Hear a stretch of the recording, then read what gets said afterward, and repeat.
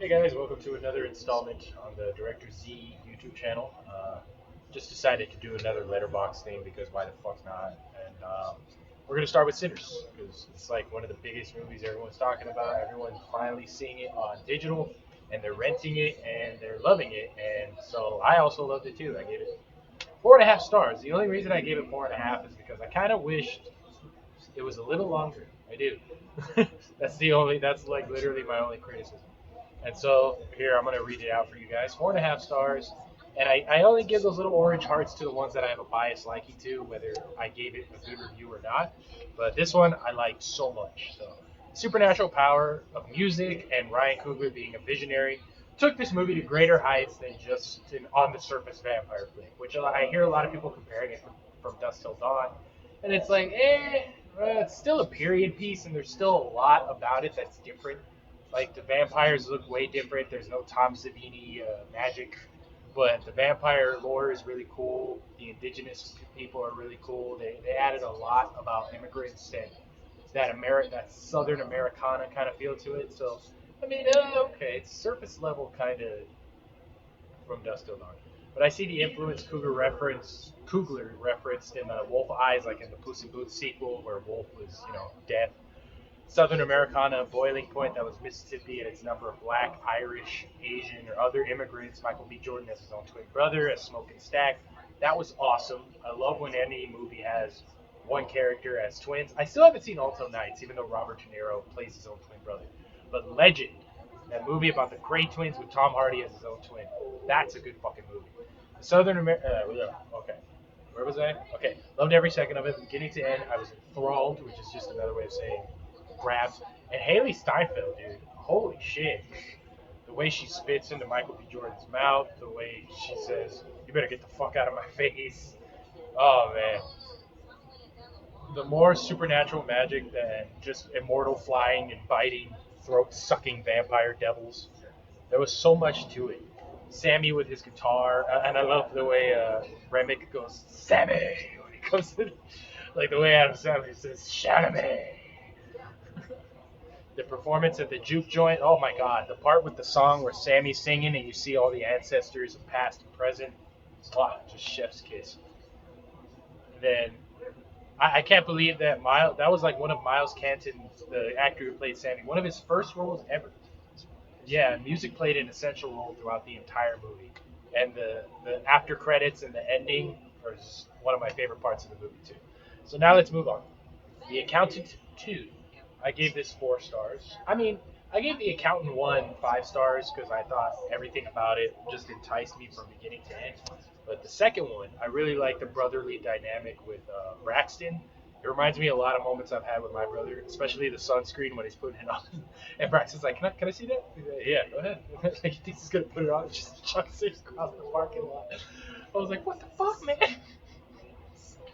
And then I love the addition. I still love the that financial officer Medina. Like she was trying to do things by the book, but then she realizes the twist with the girl who suffered the accident. She had that survival instinct. I kind of saw it from a mile away, like when they were trying to show her that she's this world class assassin and Ray King saw her at the beginning. It was kind of obvious where it was going. So that's why I only gave it 4 because I was like, eh. And then the villain was pretty generic too. You see it coming from a mile away, but it's still an entertaining movie because you like this character, the accountant. You like the relationship he has with his brother, and the more. Oh, and the square dancing scene was awesome. I love that they made him more human, and that he loves the concept of square dancing because it's very coordinated and you got to follow some steps, and he loves stuff like that. And so the addition with the Mexican safe house with all the human trafficking that was still cool, and it was but the third act with the guns and the Kevlar vest and everything that oh man that was so visually striking like you could not look away. It was really really cool. And then oh yeah that school with Justine where like all those people on the spectrum are also basically hackers and really good with computers. Sorry about this ad. That's stupid. Yeah, that shit was really fucking cool. No, I'm not trying to go up. I'm trying to exit this stupid Pluto TV thing. All right, the next thing is a series from Netflix. This was actually a really good show. I could not stop watching it as soon as I started it. Stephen Graham is a phenomenal actor. But adolescence, the whole point of adolescence is basically in my head. It's like, okay, so don't let any of my future kids or younger siblings watch Andrew Tate. Got it. Damn it, Stephen Graham, you did it again. You enthralled me, and the fact that this is the main kid's first Hollywood role is also insane. And if you haven't seen Adolescence, it's on Netflix. It's incredible. It's a good miniseries. Definitely watch it. When it comes to British miniseries or whatever, Netflix has a bunch that are really, really good. And you really feel like you get through it fast because each of them is like, what, 6 episodes? That's how I got through Peaky Blinders so quick. There's like 6 or 7 seasons, but each season's only 6 episodes. Oh, and then this is the accountant movie. Yes. Oh, I only gave it 4 stars. Okay. But yeah, when I watched this movie for the first time, I thought it was fucking brilliant. I loved John Lithgow's character and Anna Kendrick, and then J.K. Simmons. I loved his Ray King, just trying to find out more about the accountant, but it was all smoke and mirrors. He can never find him. And then when he has the gun to his head, he's like, "Are you a good father, Ray King?" But he asks him like, "Are you a good agent?" And he's like, "No." But he asks if he's a good dad, and he's like, "I am a good father." He's like, "I've been a lousy husband and a terrible agent." He's like, "But I'm a good father. That I got right." And like the way he's like subtly crying. Oh man, the acting in this movie. So and then John Bernthald's fucking coming and killing one of his own on his team because he realizes the accountant is his fucking brother that he hasn't seen in over 20 years. And I'm like, oh, Ben Affleck just comes out like, "Hello, Braxton." And he was like, "Really? You're just gonna say hi to me? I haven't seen you in 20 years, and you're just gonna say hello to me like we saw each other yesterday?"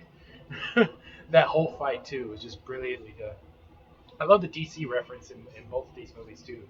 How he played Batman, and now his nursery rhyme to get through his anxiety or his autistic twitches, he has to do the Solomon Grundy thing, which is Solomon Grundy, born on a Monday, christened on Tuesday, married on a Wednesday, got sick Thursday, worse Friday, married on a Saturday, dead on Sunday. Oh wait, no, God, I got that so fucking wrong. But yeah, you know what I mean. All right, and then there's this new Netflix movie. Well, it's not new. It came out in fucking April, but I haven't done this in a while, so bear with me. Gareth Evans, Tom Hardy, to me, match made in heaven. I also love the additions of Timothy Oliphant and Forrest Whitaker. And then Luis Guzman really impressed the hell out of me in this. But he plays, this crazy fucking no bullshit road cop called Patrick Walker. He's badass and he doesn't afraid of anything. But yeah, a lot of the action is just raid type shit, and it's just like guns blazing and knives and kicking and high flying, and it's really really cool. But it feels generic in some ways because it just feels like he was trying to do the raid with like a British or American filter. So yeah, wait, hold on. Nope. Stay. So yeah, Havoc I still give like 3.5 stars, but like I said, the orange heart basically means I have a bias to it, and it means I liked it a lot. So, oh wait, did I change my review? Because it still says 4 stars. I don't know. Maybe I changed it down the line. And here we go. Final Destination Bloodlines. A lot of people like this movie, and a lot of people say it's one of the best in the installment. I don't know if I would say the same. But I don't even know if I have a list yet. I haven't really thought about it for the Final Destination movies. But I really, really enjoyed the executions, whether they happened or not, or whether they happened in a vision somehow. But also, I think I'm biased and gave this 4 stars and an orange heart because rest in peace, Tony Todd, man. He was a titan of horror cinema with the Candyman, the Hatchet movies, the Final Destination movies. He will be missed. Tony Todd was the shit, and yeah, his speech on enjoying life no matter how much time you have left, death is coming after you. It also felt very bittersweet because we know what happens to him after they film the movie, obviously. But yeah, the piano and the penny, the kid running downstairs thinking he survived, just had me laughing because bam, that piano came down like a Looney Tune fucking cartoon. But yeah, also MRIs after this movie scare the hell out of me now. I'm like, Jesus Christ.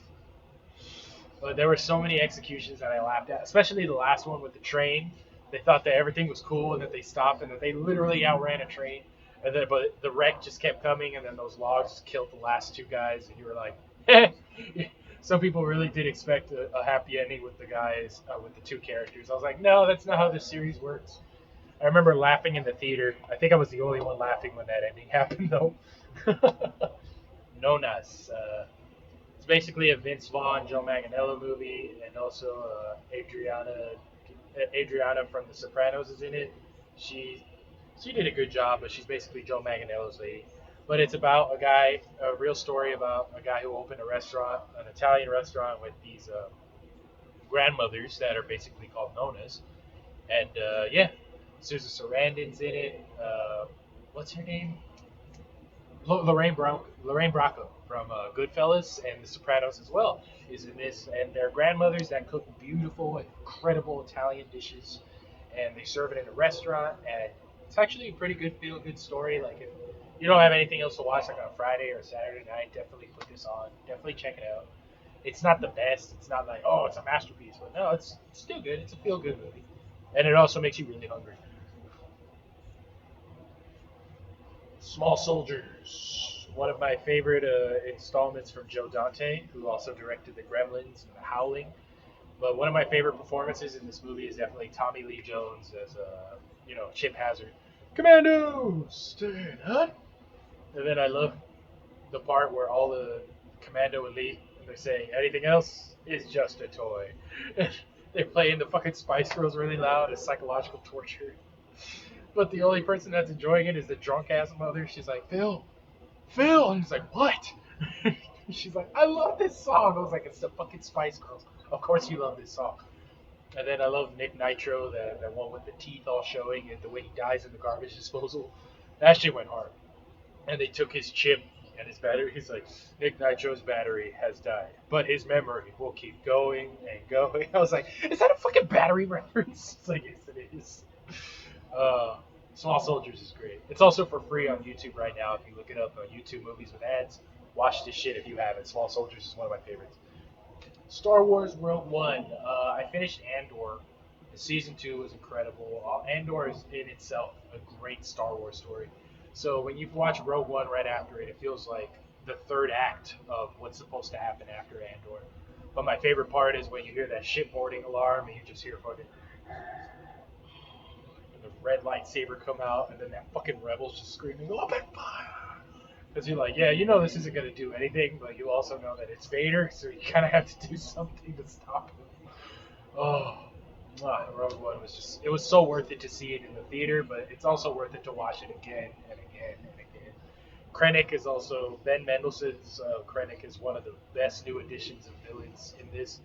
Also, the Death Troopers coming out with that black armor and just shooting on the fortress, not the fortress, on the raid on Scarif. And I love the way the blaster sounds. Also, Admiral Radis had a fucking pair, man. He was fucking badass. Why is it that calamarians are the only ones with balls in this? Like Admiral Akbar and Admiral Radis are the only ones that are willing to fight and do the right fucking thing. You also got to give it up to Jyn Erso and Cassian Andor and Blaze and Sheeran, one of my favorites additions. Forrest Forrest Whitaker as Saul Guerrero was awesome as well. I'm really sad that we didn't get more about the Boar Gullet, that tentacle thing that's supposed to tell when somebody's lying. I was like, I would like to know more about that. All right, now Clown in a Cornfield, 2.5 stars.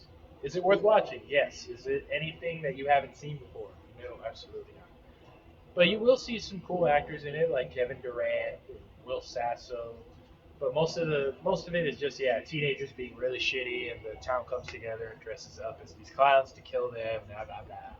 But yeah, it's still okay. You still got some cool executions. You still got some bloody gore and some stabbings and some chainsaw deaths. It's still cool. Not to get something really really good. Predator, Killer of Killers. I don't usually give 5 stars, but this got a 5 star for me because I love animated anthologies. Love Dead Robots, Heavy Metal, you name it, I fucking love it. But this, it's technically 4 chapters, but 3 acts of predators going up against historical warriors, World War II pilot, a Viking shield maiden named Ursa, and fucking feudal Japan samurais. Beautiful. That's exactly what I want. Dan Trachtenberg, let him cook. Let him stay in the kitchen and cook. And oh my god, I just realized one of my friends gave this 1.5 stars. I, I, I no, no. Somebody gave it 3.5. Okay. And then another friend of mine gave it 5 stars. So I'm like, excellent.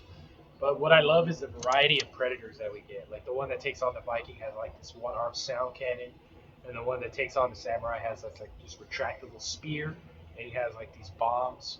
And yeah, he has a double-bladed fucking knife hand that they usually have. It's fucking awesome. But the fourth act with the alpha predator, like the berserker one, wow, just fucking wow. The designs for all of this and the ending just had you like, what? If you haven't seen the ending, go watch it. Spoilers right now. Nope. Go over there. Go over there. Popeyes.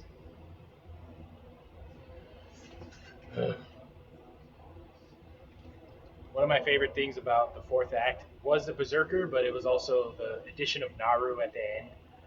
Every time I try to step over there, my dog's always running under my legs, and I'm tall, and I don't want to hit him. But then he cries because he doesn't. He wants to go on the bed, and I say no, not right now. And so yeah, the Killer of Killers, that shit is amazing. If you haven't seen it, please watch it. It's so fucking good. It's on Hulu right now. But yeah, Naru being frozen in one of those containers, it makes me think. Wait, so what other predator killers are locked up in containers right now? Which makes me think, is Arnold this character that survived at the end and killed a predator? Because apparently every time you kill a predator, a ship comes and transports you into one of those fucking rooms. So I'm thinking, did Arnold, because he killed a predator, is he in one of those frozen rooms right now? I wonder. But yeah, the first Predator is stacked. Carl Weathers, Jesse Ventura, Bill Duke, Arnold Schwarzenegger, and apparently the original costume, the guy that was supposed to be in the Predator costume, was Jean Claude Van Damme.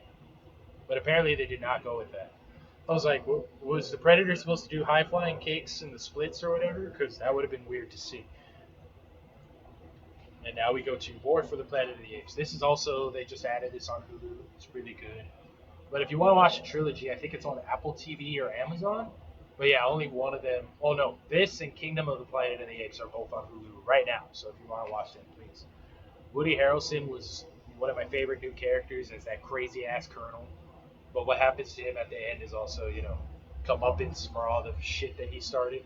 Also, I love the Steve Zahn ape going, no, oh, no, no.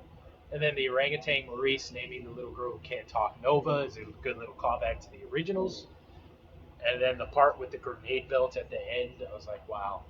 I just really love the internal conflict of some apes being on the human side, and of course, some of them defecting from Caesar's side.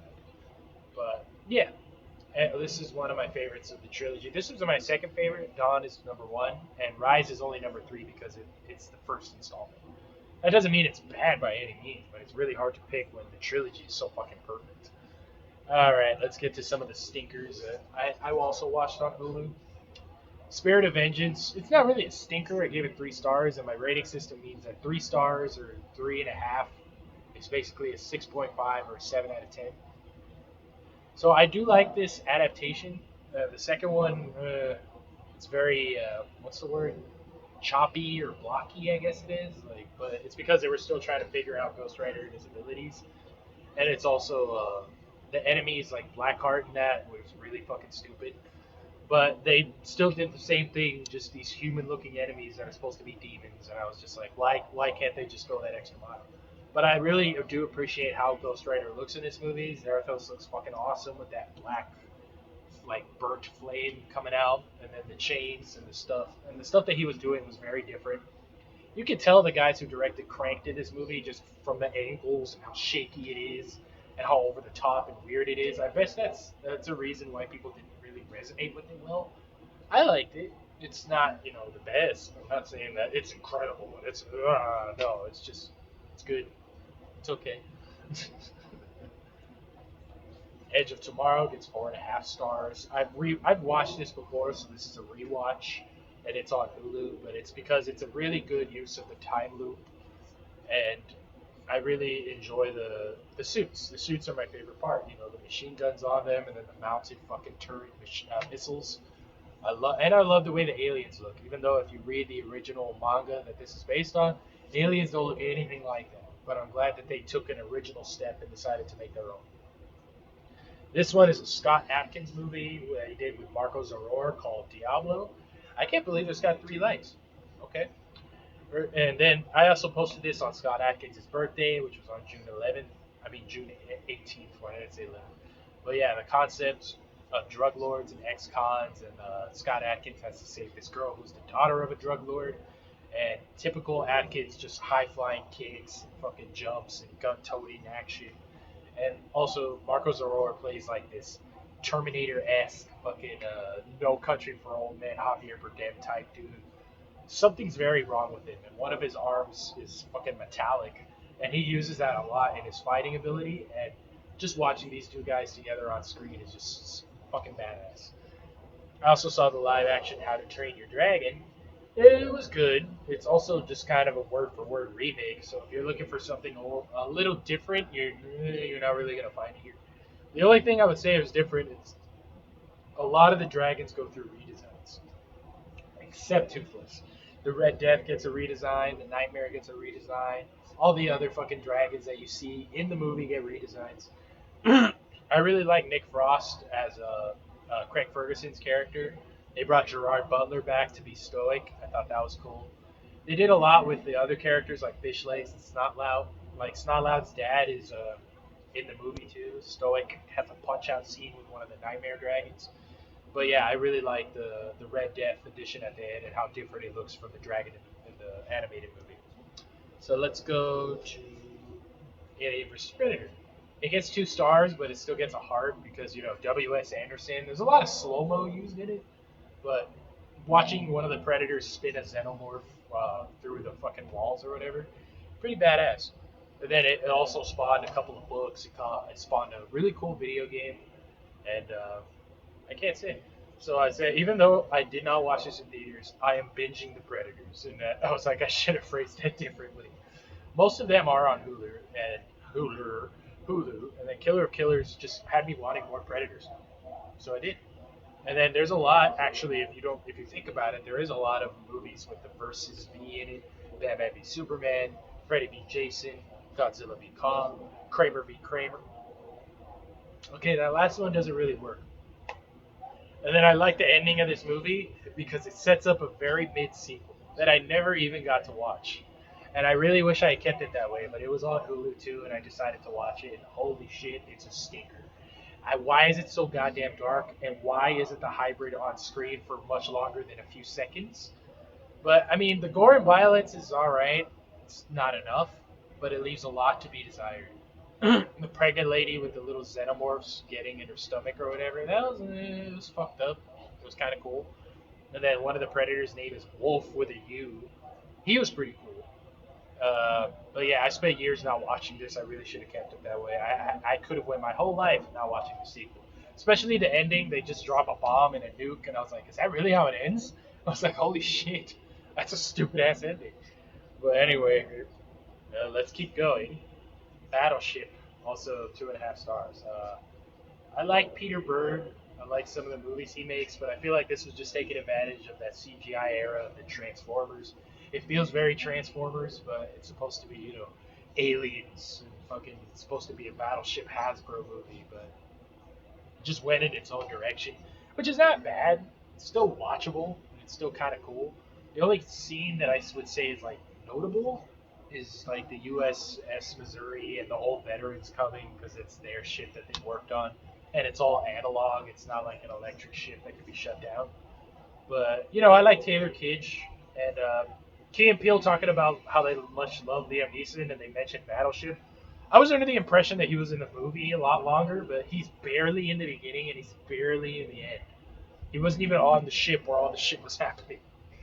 But I mean, the actions is pretty cool. Like I say, it's still a spectacle. You should still watch it, but it's alright.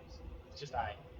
So yeah, y'all, that was my Letterboxd opinions and my shares. And sorry about my dog crying and going over there because he likes being on the bed. But I like shooting my videos just like this, and then he'll just come here and lick his balls and all that. So that's literally it.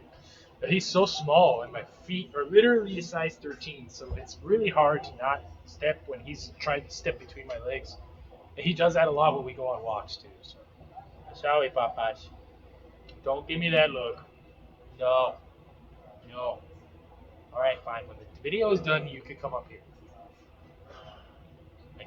I can't help it. All right, y'all. That's it. Later. And don't forget to like and subscribe and leave a comment of what you think of the movies, whether you think some of my reviews are or if they're what you think also. Leave your own reviews in the comments. Thank you, and don't forget to like and subscribe. Later.